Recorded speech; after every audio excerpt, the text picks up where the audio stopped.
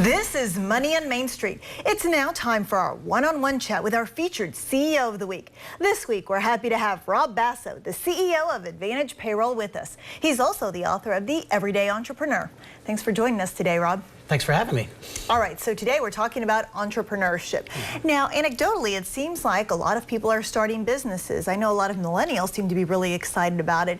But if you look at some studies, some research, Lee Buchanan wrote in Inc. magazine, she quoted the Brookings Institution, that the number of businesses that are being started is actually less than the number that are dying. Why is this? Well, even more so with the millennial generation, the under 30 crowd. In fact, only 3.6% of those under 30 are starting a business. That's down 50% from 2010. That is a dramatic shift. The question that I've always asked myself was why? What's going on? Why are these younger people not wanting to start businesses?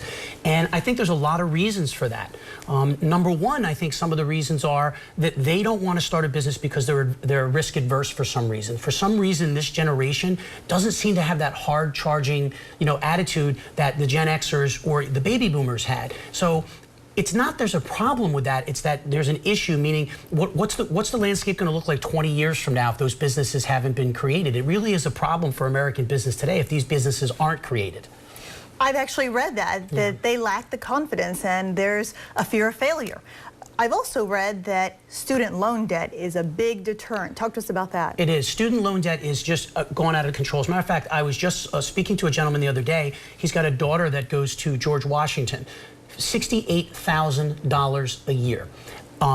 These kids are graduating with an enormous amount of debt. With this debt burden, it makes it really hard to go out and risk any capital that they possibly have left to go out and start a business. So it goes hand in hand. If you've got this kind of debt load, how can you go out and start a new business when you're paying $1,000 a month for the college education?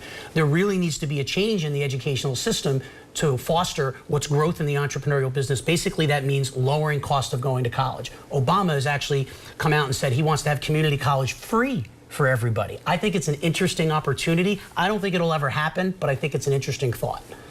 Buchanan was also quoting a book, Where the Jobs Are, which talks about entrepreneurship, and some of the other reasons involve lack of capital, economic uncertainty, people who don't have the right skills, that sort of thing. But I think to myself, in every decade, don't we have this to a certain extent? We do. I mean, if you look, we're just crawling out of the recession now, and yes, those under 30 had a real challenging time to be out in the marketplace, but that's not the only reason. I think a lot of it is because they were raised in a different way. They were raised in the Kardashian generation where everything had to be immediate. The social media was more than what their reality really was. And that's a challenge for young people. I think we need to solve the social media challenge in America today to realize people need to get out, start living their lives and not living through social media.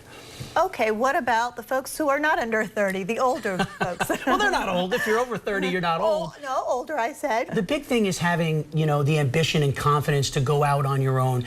And it really takes a special type of person to be entrepreneurial, especially in today's marketplace. Not everybody is meant to be a small business owner or entrepreneur. It takes that extra effort and that extra feeling that I can do this, I can really do this, and get the support from your family and friends. Okay, so that's a perfect segue into solutions. Yeah. What can we do to improve the situation? Well, one of the first things I think we can do is we can look to our local and national government. It is very challenging to start a business now because of all the rules, because of the regulation, because of the way the tax code is. It's not very favorable to small and medium-sized business owners. So that's one of the first things I think we can do.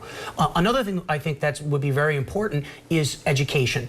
Educating the young professionals onto what it is to be an entrepreneur. Matter of fact, I just attended an event at Hofstra University with some budding entrepreneurs, and I have to tell you, I was really happy to see that these folks are taking courses in entrepreneurship. They're actually taking courses in how to use social media to their benefit. So some universities are catching on, but not enough. Yeah, I feel that they have the enthusiasm. They just need to be shown how to do it. Correct. All right. Very interesting. Thank you so much, Rob. Thanks, Giovanna.